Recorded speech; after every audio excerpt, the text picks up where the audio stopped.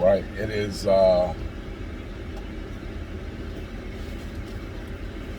Wednesday, August 11th, 2021. I'm on my way to the gym right now. It's 4:55 a.m. So I want to say since Sunday or Monday, twice in a row. Once we had to go to the emergency room. The other time, both times my daughter was having trouble breathing on her own. And, honestly, I was thinking, because it kept happening at, 12 o'clock, 1 o'clock in the morning. And the first time it happened, she woke up. She walked over to my wife's side of the bed, woke her up. My wife woke me up. They're both standing in front of me. She can't breathe. My wife looks very worried. And now I'm woken up out of a dead sleep. And I'm thinking, okay, what's going on? And so we got up and kind of, tried to figure out, okay, is she breathing? And she was making noises, so that led me to believe she was breathing. She was just having a hard time breathing. So for me, I just tell her, hey, calm down, because hyperventilating or whatever, I just knew panicking wasn't going to help. If you could breathe a little bit, we need to reserve that energy for focus. But my wife says, we need to go to the emergency room. And I said, yeah. I said, because I don't know what to do. It's not, her breathing isn't returning. And so we get dressed real quick, jump in the car, and go through the emergency room, get in the car, drive, get to the emergency room, sitting there. And for a brief second, I started thinking, oh my God, this is so inconvenient. And that was a selfish thought, but it was a real thought. It wasn't like it's inconvenient, I don't want to help my daughter. It was inconvenient, like, why does she have to work? Like, come on. Like, why? Why can't she just be okay? And because I'm like, I got to get up in a couple hours. How's my day gonna go? And so, just as I'm thinking that, like simultaneously as I'm thinking how inconvenient this is,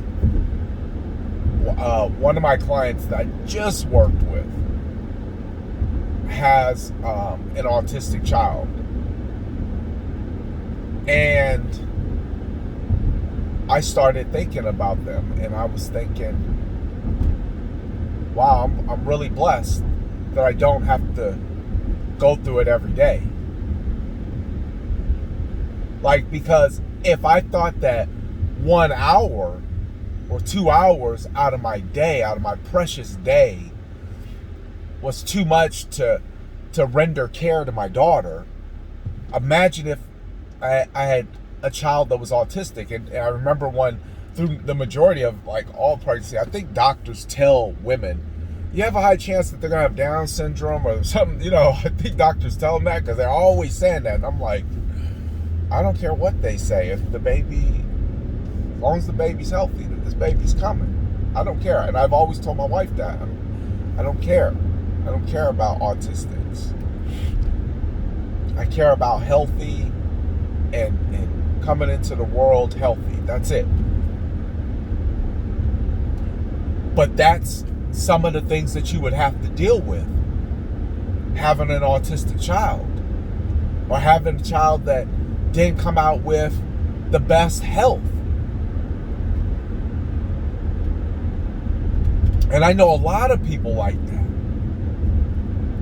where they love their children so much, and every day it's a struggle.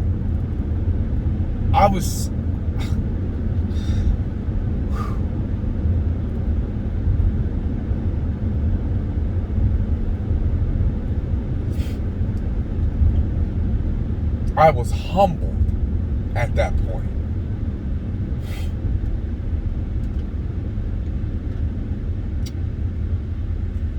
And I didn't care any longer about, how this was going to affect my day, how my day was going to be interrupted. I was just sitting there like,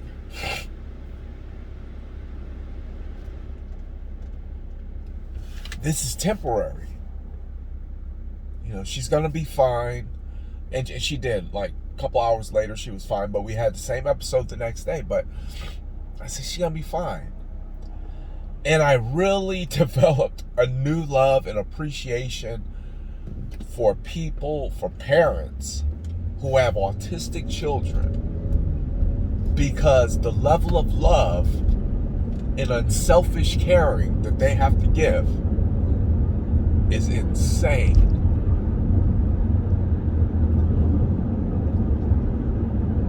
I don't remember if it was Joyce Myers or somebody. She said it takes, God blesses truly special people with autistic children, because not everybody can do it. I mean, look at me. My daughter's 5. Maybe, and they don't ever get sick. So maybe twice in her life I've had to sacrifice my time due to her health, and I'm in here bitching and complaining.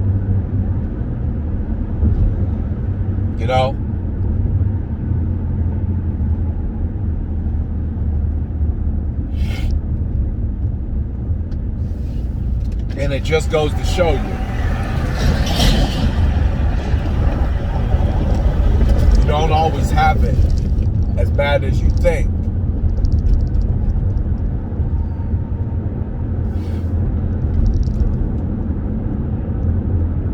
And just to be thankful.